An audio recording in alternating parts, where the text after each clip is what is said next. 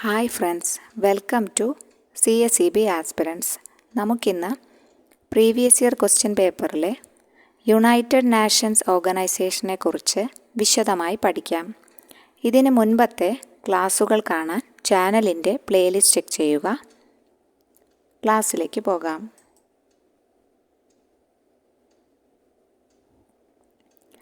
UN രക്ഷാസമിതിയിലെ സ്ഥിരം അംഗങ്ങളുടെ എണ്ണം.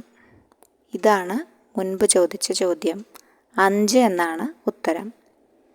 UN രക്ഷാസമിതിയിലെ സ്ഥിരം അംഗങ്ങളുടെ എണ്ണം 5. യുണൈറ്റഡ് നാഷൻസ് ഓർഗനൈസേഷൻസ്, അതുമായി ബന്ധപ്പെട്ട കൂടുതൽ പോയിന്റുകൾ നമുക്ക് പഠിച്ചു വയ്ക്കാം.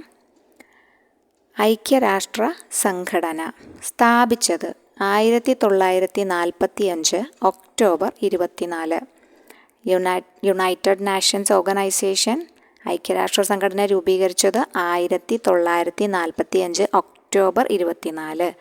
1945 ഒക്ടോബർ 24. ഐക്യരാഷ്ട്രസഭയുടെ സെക്രട്ടറി ജനറലിൻ്റെ കാലാവധി എത്ര വർഷമാണ്? 5 വർഷം. ഐക്യരാഷ്ട്രസഭയുടെ സെക്രട്ടറി ജനറലിൻ്റെ കാലാവധി 5 വർഷമാണ്. ഇംഗ്ലീഷിനെ കൂടാതെ ഐക്യരാഷ്ട്രസഭയുടെ വർക്കിംഗ് ലാംഗ്വേജ് ഏതാണ്? ഫ്രഞ്ചാണ്. ഇംഗ്ലീഷിനെ കൂടാതെ ഐക്യരാഷ്ട്രസഭയുടെ വർക്കിംഗ് ലാംഗ്വേജ് ഫ്രഞ്ചാണ്. UN-ന് ഔദ്യോഗിക ഭാഷകൾ 6 എണ്ണമാണുള്ളത്. യുണൈറ്റഡ് നാഷൻസിന് ഔദ്യോഗിക ഭാഷകൾ എത്ര എണ്ണമുണ്ട്? 6 എണ്ണം. French, Russian, English, Spanish, Chinese, അവസാനമായി കൂട്ടിച്ചേർത്തത് അറബിക്കാണ്. അങ്ങനെ 6 എണ്ണമാണ് UN-ൻ്റെ ഔദ്യോഗിക ഭാഷകളുടെ എണ്ണം. ഇത് വർക്കിംഗ് ലാംഗ്വേജാണ്. അതായത് UN-ൻ്റെ ദൈനംദിന കാര്യങ്ങൾക്കായി ഉപയോഗിക്കുന്ന ഭാഷകൾ 2 എണ്ണമാണുള്ളത്. അതായത് ഒന്ന് ഇംഗ്ലീഷും ഫ്രഞ്ചുമാണ്. UN-ന് ഔദ്യോഗിക ഭാഷകൾ 6 എണ്ണമുണ്ട്. French, Russian, English, Spanish, Chinese, Arabic. എന്നാൽ UN-ൻ്റെ ഭാഷകളിൽ ഏറ്റവും ഒടുവിലായിട്ട് ഇപ്പോൾ അംഗീകരിക്കപ്പെട്ടത് അറബിക്കാണ്. UN-ൻ്റെ ദൈനംദിന കാര്യങ്ങൾക്കായി ഉപയോഗിക്കുന്ന ഭാഷകളാണ് ഇംഗ്ലീഷും ഫ്രഞ്ചും. അപ്പോൾ ഇംഗ്ലീഷിനെ കൂടാതെ ഐക്യരാഷ്ട്രസഭയുടെ വർക്കിംഗ് ലാംഗ്വേജ് ഏതാണ്? ഫ്രഞ്ചാണ്. ഓർത്തിരിക്കുക. ഐക്യരാഷ്ട്ര പൊതുസഭയിലേക്ക് ഒരു രാജ്യത്തിന് എത്ര പ്രതിനിധികളെ അയക്കാം? 5 പ്രതിനിധികളെയാണ് ഒരു രാജ്യത്തിന് ഐക്യരാഷ്ട്രയുടെ പൊതുസഭയിലേക്ക് അയക്കാൻ കഴിയുന്നത്. എത്ര പ്രതിനിധികളെ അയക്കാം? 5 പ്രതിനിധികളെയാണ് അയക്കാൻ കഴിയുന്നത്. ഇങ്ങനെ 5 പ്രതിനിധികളെ അയക്കാം എന്ന് പറഞ്ഞു. പക്ഷേ ഒരു അംഗരാജ്യത്തിന് പൊതുസഭയിൽ 5 അംഗങ്ങളെ വീതം അയക്കാമെങ്കിലും പൊതുസഭയിൽ അവതരിപ്പിക്കുന്ന പ്രമേയത്തിന് മേൽ ഓരോ അംഗരാഷ്ട്രത്തിനും 1 വോട്ട് മാത്രമേ ചെയ്യാൻ കഴിയുകയുള്ളൂ. 5 അംഗങ്ങളെ അയക്കാമെന്ന് പറഞ്ഞു. ഒരു രാജ്യത്തിന് 5 പ്രതിനിധികളെയൊക്കെ അയക്കാം. പക്ഷേ വോട്ട് ചെയ്യുമ്പോൾ ഒരു പ്രമേയം വന്നു കഴിഞ്ഞാൽ ഓരോ അംഗരാഷ്ട്രത്തിനും 1 വോട്ട് മാത്രമേ ലഭിക്കുകയുള്ളൂ. അത് ഓർത്തിരിക്കണം.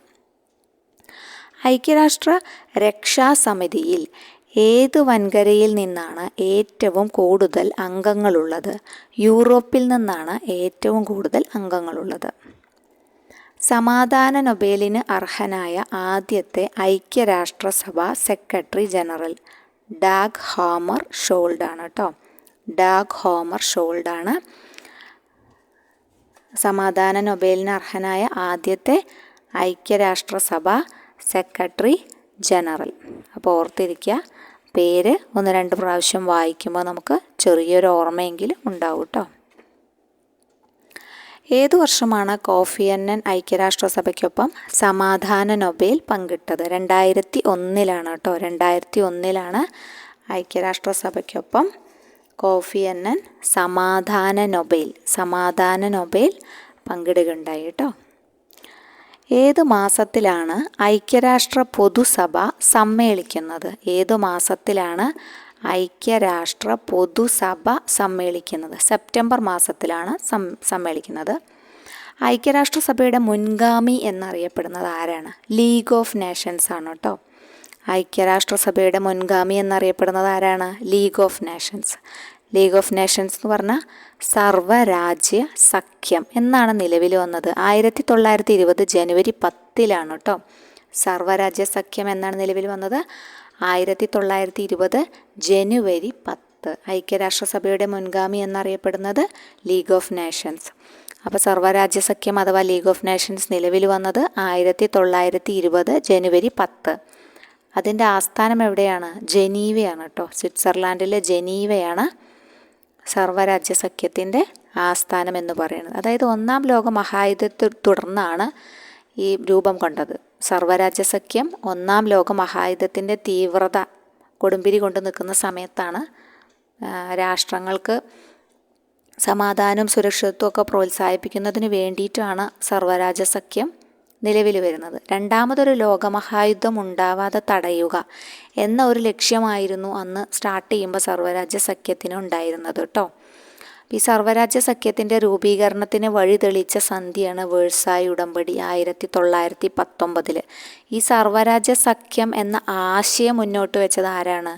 വുഡ്രോ വിൽസൺ ആണ് കേട്ടോ. വുഡ്രോ വിൽസൺ ആണ് സർവ്വരാജ്യ സഖ്യത്തിൻ്റെ രൂപീകരണത്തിന് കാരണമായ ഒരു 14 നിർദ്ദേശങ്ങളൊക്കെ മുന്നോട്ട് വെച്ചിട്ടുണ്ട് വുഡ്രോ വിൽസൺ. സർവ്വരാജ്യ സഖ്യം എന്ന ആശയം മുന്നോട്ട് വെച്ചത് ആരാണ്? വുഡ്രോ വിൽസൺ ആണ്. സർവ്വരാജ്യ സഖ്യത്തിൻ്റെ രൂപീകരണത്തിന് കാരണമായ 14 നിർദ്ദേശങ്ങൾ അവതരിപ്പിച്ചതും വുഡ്രോ വിൽസൺ ആണ്. അങ്ങനെ പാരീസ് സമ്മേളനത്തിൽ 1919 പാരീസ് സമ്മേളനത്തിൽ ഈ 14 നിർദ്ദേശം അവതരിപ്പിക്കപ്പെടുകയുണ്ടായി. അതിനനുസരിച്ചിട്ടാണ് ഇത് രൂപീകരിച്ചത്. സർവ്വരാജ്യ സഖ്യത്തിൻ്റെ അങ്ങനെ 1920 19 പാരീസ് സമ്മേളനം നടക്കുന്നു, 20 നിലവിൽ വരുന്നു. സർവ്വരാജ്യ സഖ്യത്തിൻ്റെ ഭരണഘടന അറിയപ്പെടുന്നത് കവനൻ്റ് എന്നാണ് കേട്ടോ. കവനൻ്റ് എന്നാണ് സർവ്വരാജ്യ സഖ്യത്തിൻ്റെ ഭരണഘടന അറിയപ്പെടുന്നത്. പാരീസിൽ 1920 ജനുവരി 16 ജനുവരി 10 രൂപം കൊണ്ടു. 16 പാരീസിൽ സർവ്വരാജ്യ സഖ്യത്തിൻ്റെ ആദ്യ സമ്മേളനം നടക്കുകയുണ്ടായി കേട്ടോ. ആദ്യ സമ്മേളനം നടന്നത് പാരീസിലാണ് കേട്ടോ. പാരീസിൽ. അപ്പോൾ അതൊക്കെ ഒന്ന് ഓർത്തിരിക്കാം. ഐക്യരാഷ്ട്രസഭയുടെ മുൻഗാമി എന്നറിയപ്പെടുന്നത് ആരാണ്? സർവ്വരാജ്യ സഖ്യം അഥവാ ലീഗ് ഓഫ് നേഷൻസ്. നിലവിൽ വന്നത് 1920 ജനുവരി 10. ആസ്ഥാനം ജനീവയാണ്.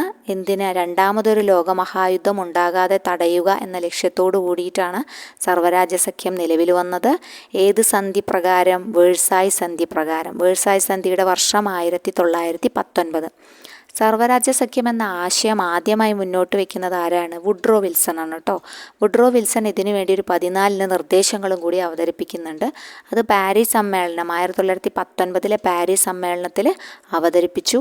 അങ്ങനെ പാസ്സായതിനു ശേഷമാണ് 1920 ജനുവരി 10 സർവ്വരാജ്യ സഖ്യം രൂപം കൊള്ളുന്നത്. സർവ്വരാജ്യ സഖ്യത്തിൻ്റെ ഭരണഘടന എന്നറിയപ്പെടുന്നത് എന്താണ്? കവനൻ്റ് എന്നാണ് കേട്ടോ. ആദ്യത്തെ സമ്മേളനം പാരീസിൽ 1920 ജനുവരി 16 എന്നും കൂടി ഈ ചോദ്യവുമായി ബന്ധപ്പെട്ട് വന്നപ്പോൾ ഓർത്തിരിക്കുക കേട്ടോ. അപ്പോൾ യുണൈറ്റഡ് നേഷൻസ് പ്രഖ്യാപനം ഒപ്പുവെച്ച വർഷം 1942 കേട്ടോ. യുണൈറ്റഡ് നേഷൻസ് പ്രഖ്യാപനം ഒപ്പുവെച്ച വർഷം 1942 പ്രഖ്യാപനം ഒപ്പുവെക്കുന്നത്. ഐക്യരാഷ്ട്രസഭ ജനറൽ അസംബ്ലിയുടെ ആദ്യ യോഗം നടന്നത് ലണ്ടനിൽ വെച്ചാണ്. ഐക്യരാഷ്ട്രസഭയുടെ ജനറൽ അസംബ്ലിയുടെ ആദ്യ യോഗം എവിടെ വെച്ചാണ് നടന്നത്? ലണ്ടനിൽ വെച്ചാണ് കേട്ടോ. അപ്പോൾ സർവ്വരാജ്യ സഖ്യത്തിൻ്റെ ആദ്യ നമ്മൾ പറഞ്ഞു സമ്മേളനം നടന്നത് എവിടെയാണ്? പാരീസിലാണ് കേട്ടോ. ഫസ്റ്റത്തെ സമ്മേളനം നടന്നത് പാരീസിലാണ് കേട്ടോ. പിന്നെ ഒരു വലിയ പൊതു സമ്മേളനം നടക്കുന്നുണ്ട്, അത് ജനീവയിലാണ്. അത് 1920 നവംബർ 15 ജനീവയിലാണ്. അത് പൊതുസമ്മേളനമാണ്. ആദ്യ സമ്മേളനം പാരീസ് സർവ്വരാജ്യ സഖ്യത്തിൻ്റെ. ഇത് ഐക്യരാഷ്ട്രസഭയുടെ ജനറൽ അസംബ്ലിയുടെ ആദ്യ യോഗമാണ് ലണ്ടനിൽ. ലീഗ് ഓഫ് നേഷൻസിൻ്റെ ആസ്ഥാനം നമ്മൾ പറഞ്ഞു ജനീവ. ഐക്യരാഷ്ട്രസഭ ജനറൽ അസംബ്ലിയുടെ പ്രഥമ യോഗത്തിൽ പങ്കെടുത്ത രാജ്യങ്ങളുടെ, അതായത് സ്ഥാപക സംഖ്യയാണ് കേട്ടോ. ഐക്യരാഷ്ട്രസഭ ഉണ്ടാക്കുമ്പോഴുള്ള സ്ഥാപിക്കുമ്പോഴുള്ള അംഗസംഖ്യ 51 കേട്ടോ. 51. ഇപ്പം നിലവിലെ ഐക്യരാഷ്ട്ര സംഘടനയിൽ 193 അംഗങ്ങളാണുള്ളത് കേട്ടോ.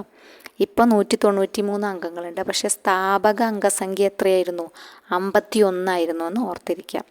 യുണൈറ്റഡ് നാഷൻസ് ഓർഗനൈസേഷൻ ആസ്ഥാനം എവിടെയാണ്? ന്യൂയോർക്കാണ്, മാൻഹട്ടൻ.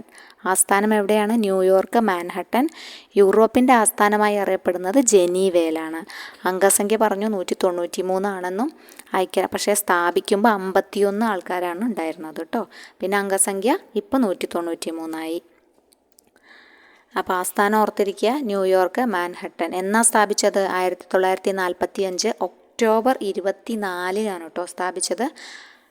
ഒക്ടോബർ 24 ഓർത്തിരിക്കുക. 1945 ഒക്ടോബർ 24.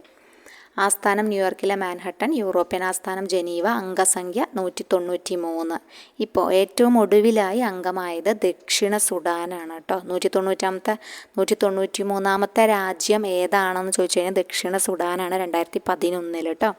UN ആദ്യ സമ്മേളനം നടന്നത് ലണ്ടനിൽ 1946. UN ദിനം എന്നാണ്? ഒക്ടോബർ 24 രൂപം കൊണ്ട അന്ന് തന്നെ, ഒക്ടോബർ 24. ആപ്തവാക്യം ഇത് നിങ്ങളുടെ ലോകമാണ്. ഇത് നിങ്ങളുടെ ലോകമാണ് എന്നാണ് ആപ്തവാക്യം കേട്ടോ. ഇത് നിങ്ങളുടെ ലോകമാണ്. ഇന്ത്യ UN അംഗമായത് എന്നാണ്? 1945 ഒക്ടോബർ 30. 29ാമത്തെ രാജ്യമായിട്ടാണ് ഇന്ത്യ നിലവിൽ വരുന്നത് കേട്ടോ.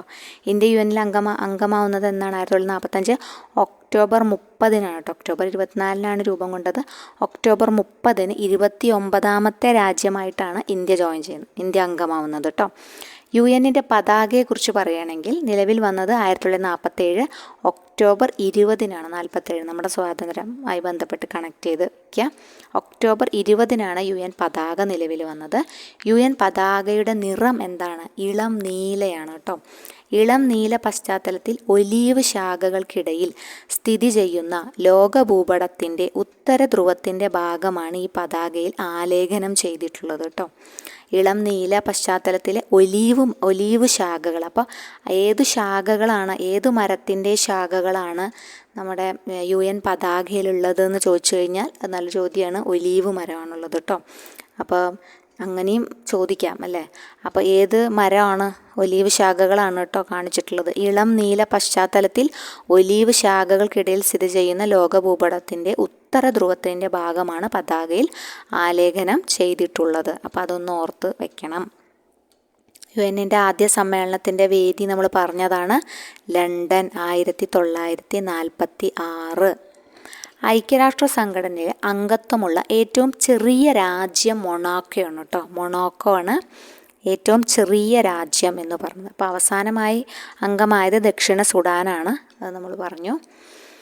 അപ്പോൾ UN പതാകയെക്കുറിച്ച് ഓർത്തിരിക്കുക, ഇളം നീലയാണ്. UN ഔദ്യോഗിക ഭാഷകളുടെ എണ്ണം 6. ഏറ്റവും ഒടുവിലായി അംഗീകരിക്കപ്പെട്ട ഭാഷ അറബിക്കാണ്. അപ്പോൾ ഏതാണ് ഈ 6 ഭാഷകൾ എന്ന് വെച്ചാൽ? French, Russian, English, Spanish, Chinese, Arabic. അവസാനം അറബിക് കേട്ടോ.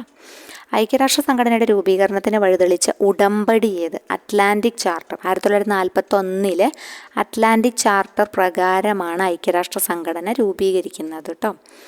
അപ്പോൾ അത് ഒപ്പുവെച്ച നേതാക്കളെ കുറിച്ച് പറയുന്നുണ്ട്. അറ്റ്ലാന്റിക് ചാർട്ടറിൽ ഒപ്പുവെച്ച നേതാക്കൾ ആരൊക്കെയാണ്? ഫ്രാങ്ക്ലിൻ റൂസ്വെൽറ്റ്, US പ്രസിഡന്റ് ആയിരുന്ന ഫ്രാങ്ക്ലിൻ റൂസ്വെൽറ്റും വിൻസ്റ്റൺ ചർച്ചിൽ, ബ്രിട്ടീഷ് പ്രധാനമന്ത്രിയായിരുന്ന വിൻസ്റ്റൺ ചർച്ചിലും കൂടിയാണ് അറ്റ്ലാന്റിക് ചാർട്ടറിൽ ഒപ്പുവെക്കുന്നത് കേട്ടോ.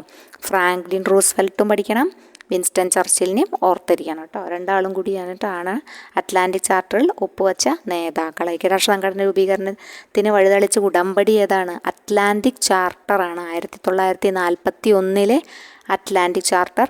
അറ്റ്ലാന്റിക് ചാർട്ടറിൽ ആരൊക്കെയാണ് ഒപ്പുവെച്ചത്? റൂസ്വെൽറ്റും വിൻസ്റ്റൺ ചർച്ചിലും. ഫ്രാങ്ക്ലിൻ റൂസ്വെൽറ്റ് USA എന്നും വിൻസ്റ്റൺ ചർച്ചിൽ ബ്രിട്ടൻ എന്നും കേട്ടോ. ഐക്യരാഷ്ട്ര സംഘടന രൂപീകരിക്കുവാൻ തീരുമാനിച്ച സമ്മേളനം യാൾട്ട സമ്മേളനത്തിൽ 1945 യാൾട്ട കോൺഫറൻസിൽ വെച്ച് ഉക്രൈനിൽ വെച്ചിട്ടാണ് കേട്ടോ. യാൾട്ട ഉക്രൈനിലെ സ്ഥലമാണ്. ഐക്യരാഷ്ട്ര സംഘടന രൂപീകരിക്കുവാൻ അവിടെ വെച്ചിട്ടാണ് തീരുമാനിക്കുന്നത്. ഈ യാൾട്ട കോൺഫറൻസിൽ റൂസ്വെൽറ്റും ചർച്ചിനും സ്റ്റാലിനും അങ്ങനെ കുറേ ആൾക്കാരുണ്ടായിരുന്നു. അപ്പോൾ അവരൊക്കെ കൂടിയാലോചിച്ചിട്ടാണ് 1945 ഈ ഐക്യരാഷ്ട്ര സംഘടന രൂപീകരിക്കാം എന്ന് പറഞ്ഞിട്ട് ഒരാശയം വരുന്നത് കേട്ടോ, കൊണ്ടുവരുന്നത് കേട്ടോ. യുണൈറ്റഡ് നേഷൻസ് എന്ന പേര് ആരാണ് നിർദ്ദേശിച്ചത്? ഫ്രാങ്ക്ലിൻ റൂസ്വെൽറ്റാണ് കേട്ടോ. നല്ലൊരു ക്വസ്റ്റ്യനാണ്. യുണൈറ്റഡ് നേഷൻ എന്ന പേര് നിർദ്ദേശിച്ചത് ആരാണ്? ഫ്രാങ്ക്ലിൻ റൂസ്വെൽറ്റാണ്. ഐക്യരാഷ്ട്ര സംഘടന രൂപീകരിക്കാൻ തീരുമാനിച്ച സമ്മേളനം യാൾട്ട സമ്മേളനം 1945. പിന്നെ UN ഭരണഘടന അറിയപ്പെടുന്നത് UN ചാർട്ടർ എന്നാണ്. UN ചാർട്ടറിൽ ഒപ്പുവെച്ചത് 1945 ജൂൺ 26-നാണ് കേട്ടോ. ജൂൺ 26-ന്. അതായത് ഇന്ത്യ ഒപ്പുവെക്കുന്നുണ്ട്. ഇന്ത്യക്ക് വേണ്ടി ഒപ്പുവെക്കുന്നത് രാമസ്വാമി മുതലിയാറാണ് കേട്ടോ. ഇന്ത്യക്ക് വേണ്ടി ആരാണ് ഒപ്പുവെച്ചത്? രാമസ്വാമി മുതലിയാർ ഒപ്പുവെച്ചു. എന്ന് ഒപ്പുവെച്ചു? 1945 ജൂൺ 26-ന്. അന്ന് തന്നെയാണ് UN ഭരണഘടന എന്നറിയപ്പെടുന്ന UN ചാർട്ടർ ഒപ്പുവെച്ചത് എന്നാണ് 1945 ജൂൺ 26. ഇന്ത്യക്ക് വേണ്ടി ഒപ്പുവെച്ചത് ആരാണ്? രാമസ്വാമി മുതലിയാർ. ഈ UN ചാർട്ടർ വിവർത്തനം ചെയ്യപ്പെട്ട ഇന്ത്യൻ ഭാഷ ഏതാണെന്ന് ചോദിച്ചാൽ സംസ്കൃതമാണ് കേട്ടോ. സംസ്കൃതത്തിലാണ് UN ചാർട്ടർ വിവർത്തനം ചെയ്യപ്പെട്ടത് കേട്ടോ. അപ്പോൾ പിന്നെ UN പ്രധാന ഘടകങ്ങളെക്കുറിച്ചാണ് പഠിക്കുന്നത്. UN പ്രധാന ഘടകങ്ങളെക്കുറിച്ച് പഠിക്കണം. UN അംഗമല്ലാത്തൊരു യൂറോപ്യൻ രാജ്യമുണ്ട്, അത് വത്തിക്കാനാണ് കേട്ടോ. ഏഷ്യയിൽ നിന്നും അംഗമല്ലാത്തത് തായ്വാനാണ്. പിന്നെ UN നിന്ന് പുറത്താക്കപ്പെട്ട ആദ്യ രാജ്യവും തായ്വാനാണ്. ഏഷ്യയിൽ നിന്നും ഉണ്ടായിരുന്നു, പിന്നെ പുറത്താക്കേണ്ടി വന്നതാണ്. അപ്പോൾ തായ്വാനാണ് കേട്ടോ. അപ്പോൾ അതൊക്കെ ഒന്ന് ഓർത്തിരിക്കുക. രാമസ്വാമി മുതലിയാറിനെ ഓർക്കുക. പിന്നെ ദിനം, UN ദിനം ഓർക്കുക, ഒക്ടോബർ 24. ഐക്യരാഷ്ട്ര സംഘടനയുടെ ആപ്തവാക്യം എന്താണ്? ഇത് നിങ്ങളുടെ ലോകമാണ്. പിന്നെ ഇന്ത്യയിൽ UN ഒരു ഇൻഫർമേഷൻ സെൻറ്റർ സ്ഥിതി ചെയ്യുന്നുണ്ട്. അതെവിടെയാണ്? ന്യൂഡൽഹിയാണ് എന്ന് ഓർത്തിരിക്കുക. പിന്നെ UN പ്രധാന ഘടകങ്ങളെക്കുറിച്ച് പഠിക്കാം. പൊതുസഭ എന്ന് വെച്ചാൽ ജനറൽ അസംബ്ലി. പൊതുസഭ ഏറ്റവും വലിയൊരു ഘടകമാണ് പൊതുസഭ. ലോക പാർലമെൻറ്റ്, രാഷ്ട്രങ്ങളുടെ പാർലമെൻറ്റ് എന്നിങ്ങനെയൊക്കെ അറിയപ്പെടുന്നുണ്ട്. പൊതുസഭയുടെ ആസ്ഥാനം എവിടെയാണ്? ന്യൂയോർക്കാണ് കേട്ടോ. പൊതുസഭയുടെ പ്രഥമ സമ്മേളനം നടന്നത് ലണ്ടനിലാണ് 1946. UN എല്ലാ അംഗരാജ്യങ്ങൾക്കും പ്രാതിനിധ്യമുള്ള ഏക UN ഘടകം. മറ്റത് സെലക്റ്റീവായിട്ടാണ് എടുക്കുക. പക്ഷേ എല്ലാ അംഗങ്ങൾക്കും പ്രാതിനിധ്യമുള്ളത് എവിടെയാണ്? പൊതുസഭയിലാണ്. എല്ലാ അംഗങ്ങളെയും കൂട്ടി യോജിപ്പിക്കുന്നത് പൊതുസഭയാണ്. പൊതുസഭയിൽ പുതിയ രാജ്യങ്ങൾ അംഗങ്ങളും ആരൊക്കെ അംഗമാവണ്ട എന്നൊക്കെ തീരുമാനിക്കുന്നതും അംഗത്വം കൊടുക്കുന്നതുമെല്ലാം പൊതുസഭയാണ്. പൊതുസഭയ്ക്ക് അതിൻ്റേതായ ഒരു പവർ ഉണ്ടെന്ന് ആലോചിക്കുക. അപ്പം അത് എല്ലാ അംഗങ്ങളും ഉള്ളതാണ് പൊതുസഭ, പൊതുവായതാണല്ലോ. അതുകൊണ്ട് പിന്നെ നമ്മുടെ ഇന്ത്യയുമായി കണക്ട് ചെയ്യുമ്പോൾ പൊതുസഭയിൽ പ്രസിഡൻ്റായ ആദ്യ വനിത വിജയലക്ഷ്മി പണ്ഡിറ്റാണ്. UN പൊതുസഭയിൽ പ്രസിഡൻ്റായ ആദ്യ ഇന്ത്യൻ വനിതയും രണ്ടും, അതായത് ആദ്യ വനിതയും വിജയലക്ഷ്മി പണ്ഡിറ്റാണ്. അതൊരു ഇന്ത്യക്കാരിയാണ്. 1953 കേട്ടോ വിജയലക്ഷ്മി പണ്ഡിറ്റ് UN പൊതുസഭയുടെ പ്രസിഡൻ്റായിട്ട് ചുമതല വഹിച്ചിരുന്നിട്ടുള്ള. UN പൊതുസഭയിലെ അംഗങ്ങൾക്ക് വീറ്റോ അധികാരം ഇല്ല കേട്ടോ. വീറ്റോ അധികാരം ഇല്ല. പൊതുസഭയിലെ അംഗങ്ങൾക്കാണ് വീറ്റോ അധികാരമില്ല. UN പൊതുസഭയിൽ പ്രമേയങ്ങൾ പാസ്സാക്കുവാൻ വേണ്ട ഭൂരിപക്ഷം 3/2 ഭൂരിപക്ഷം ഉണ്ടെങ്കിൽ മാത്രമേ UN പൊതുസഭയിൽ പ്രമേയങ്ങൾ പാസ്സാക്കുവാൻ കഴിയൂ. ഇങ്ങനെ 3/2 ഭൂരിപക്ഷം. ബാലാവകാശങ്ങളെ സംബന്ധിച്ചൊരു അന്താരാഷ്ട്ര പ്രഖ്യാപനം അവർ നടത്തിയിട്ടുണ്ട് 1989 കേട്ടോ. പിന്നെ 2002 UN പൊതുസഭ കുട്ടികൾക്ക് വേണ്ടി പ്രത്യേക സമ്മേളനമൊക്കെ വിളിച്ചു കൂട്ടുകയുണ്ടായി. അപ്പോൾ അതൊക്കെ ഒന്ന് ഓർത്തിരിക്കുക.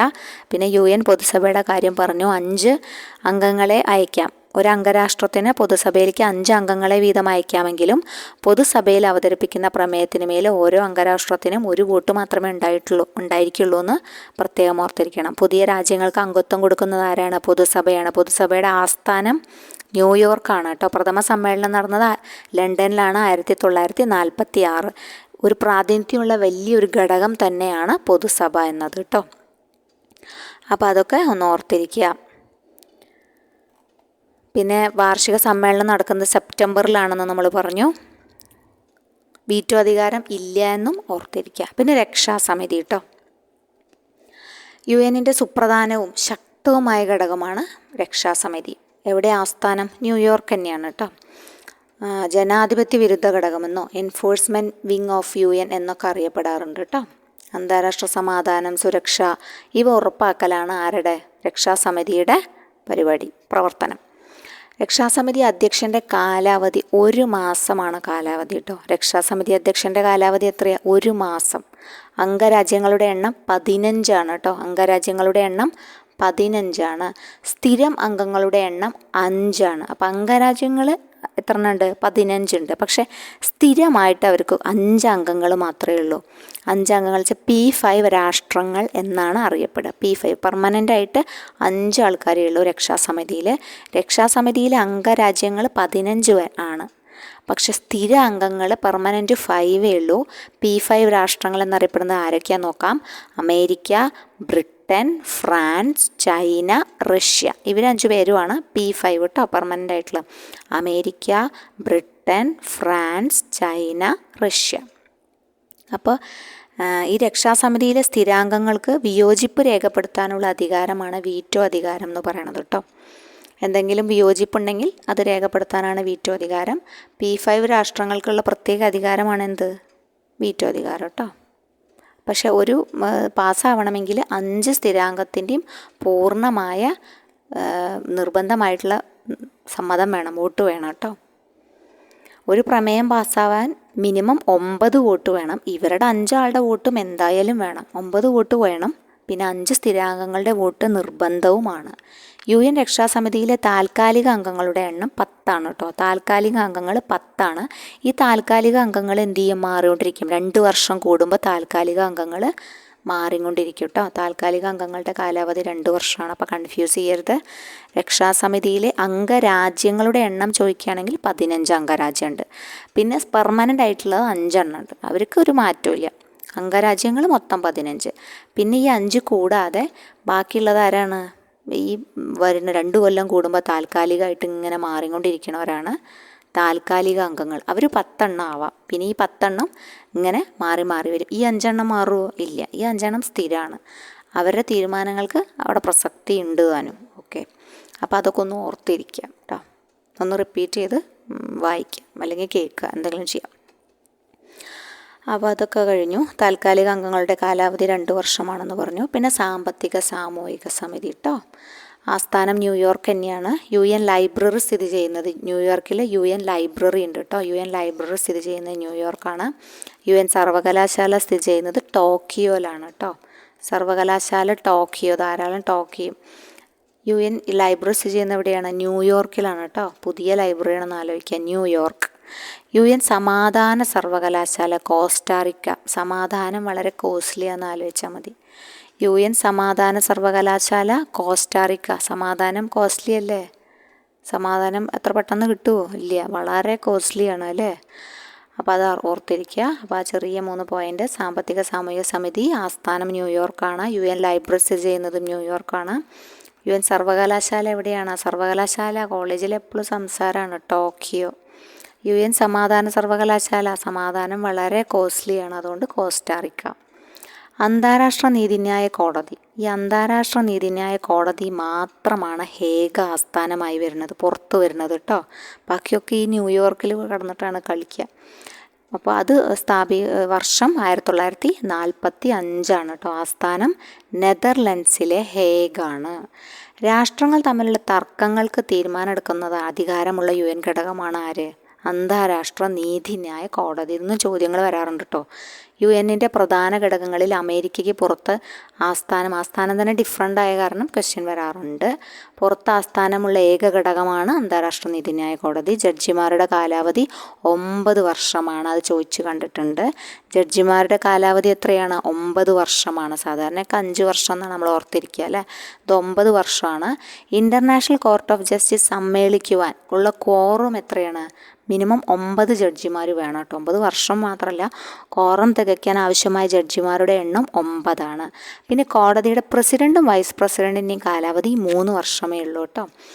മറ്റേതാണ് 9 വർഷം. ജഡ്ജിമാരുടെ കാലാവധിയാണ് 9 വർഷം. പ്രസിഡൻറ്റിൻ്റെയും വൈസ് പ്രസിഡൻറ്റിൻ്റെയും കാലാവധി 3 വർഷമാണ്.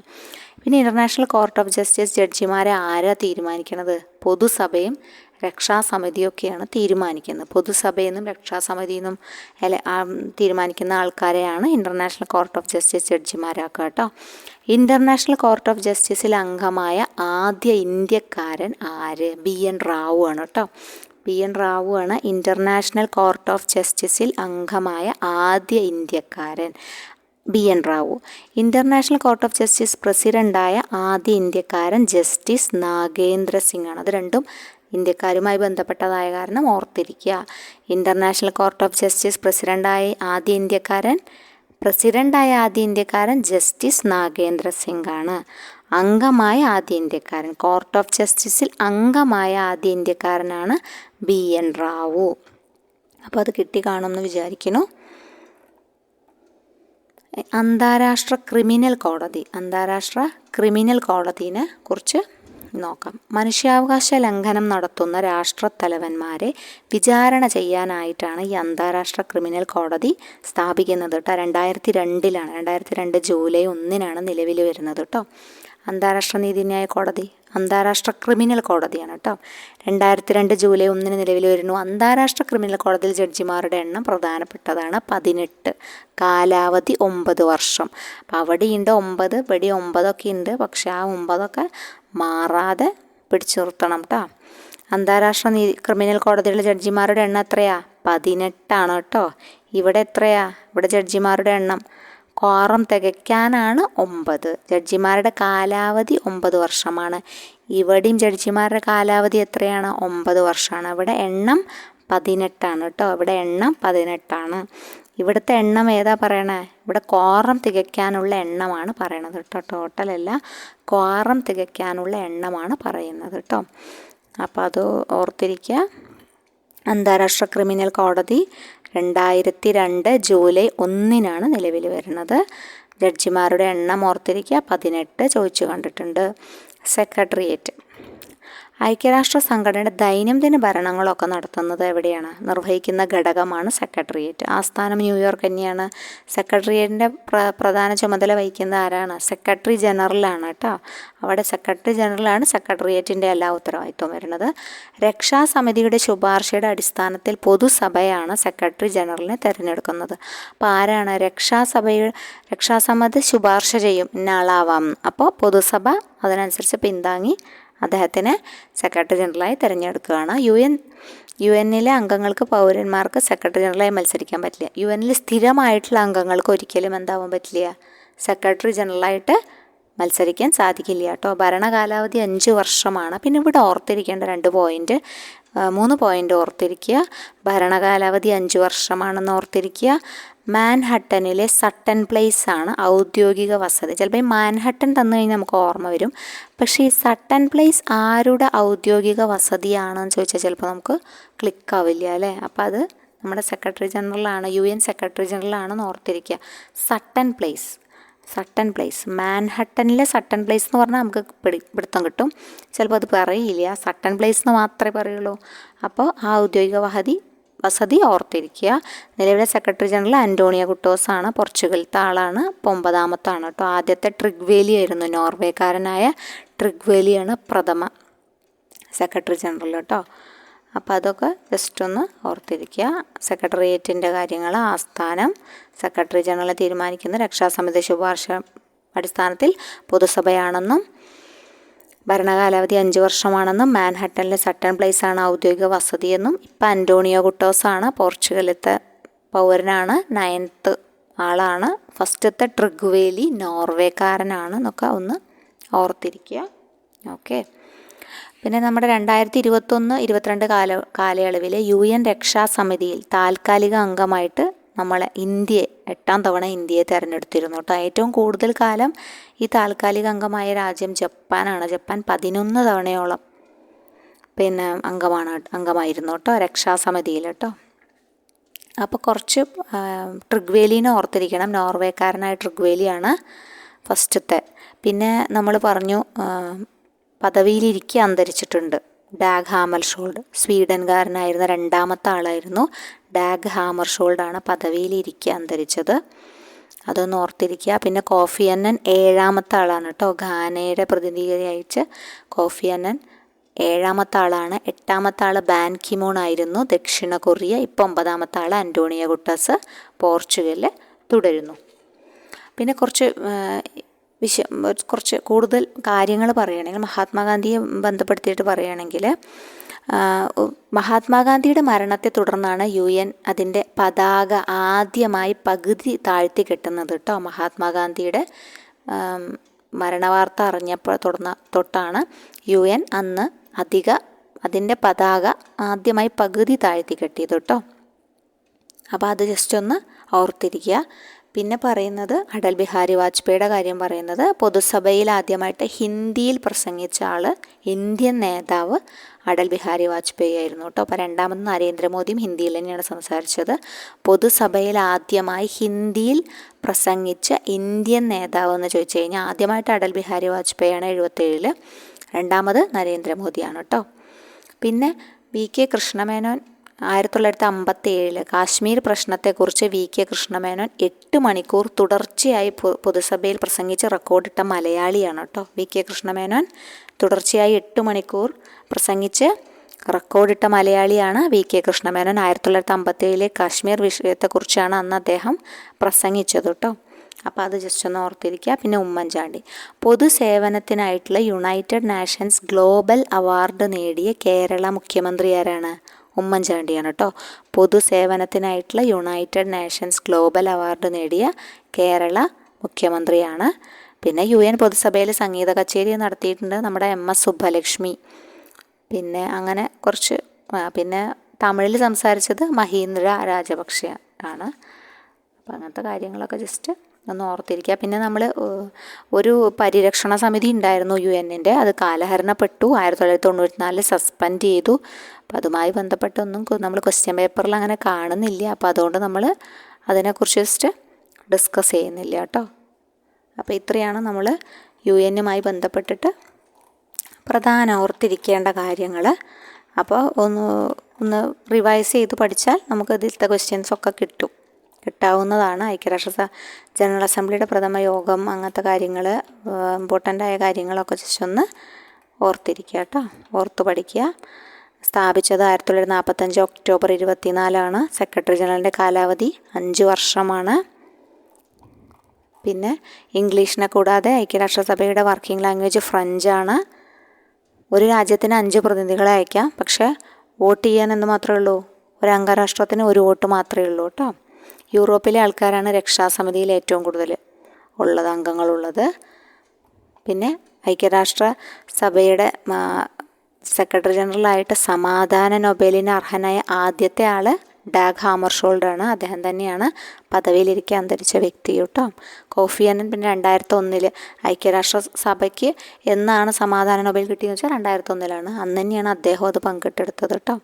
സെപ്റ്റംബർ മാസത്തിലാണ് സഭ സമ്മേളിക്കുന്നത്.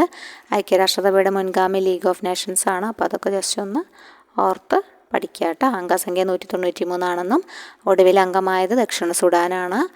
ആദ്യ സമ്മേളനം നടന്നത് ലണ്ടനിലാണ്. UN ദിനം ഒക്ടോബർ 24 ആപ്തവാക്യം ഇത് നിങ്ങളുടെ ലോകമാണ്. അതൊക്കെ ഒന്ന് റിവൈസ് ചെയ്ത് പഠിക്കാം. ഓക്കെ.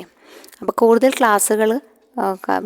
ക്ലാസ്സുകളുമായി ബന്ധപ്പെട്ട കാര്യങ്ങൾ കാണാൻ നമ്മൾ ഈ ചാനലൊന്ന് സബ്സ്ക്രൈബ് ചെയ്യുക. നിങ്ങളുടെ അഭിപ്രായങ്ങളും സംശയങ്ങളും എന്താ വെച്ചാൽ അതൊന്ന് കമൻറ്റ് ചെയ്യുക കേട്ടോ. അപ്പോൾ നമുക്ക് കൂടുതൽ എനർജിയോടുകൂടി അടുത്ത ക്ലാസ് ചെയ്യാം. Okay, thank you.